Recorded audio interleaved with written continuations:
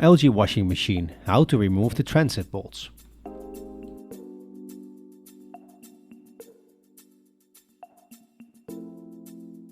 Use the supplied spanner wrench or another wrench size 12. You may also think about wearing gloves for better protection. Before the first use, you must always check if the transit bolts are removed. In case the transit bolts are still inserted, you will notice this by how stiff the drum is when you try to shake it.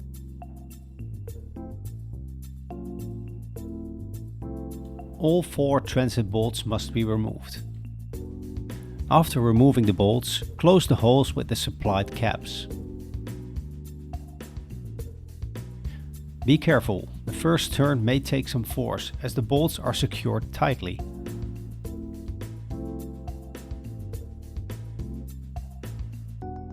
Do not throw away the bolts and spanner, but keep them close to the washing machine.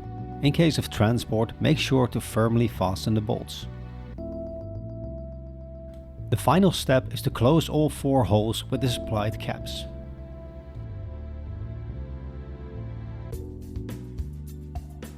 Notice the difference. After the transit bolts are removed, you can easily shake the drum back and forth.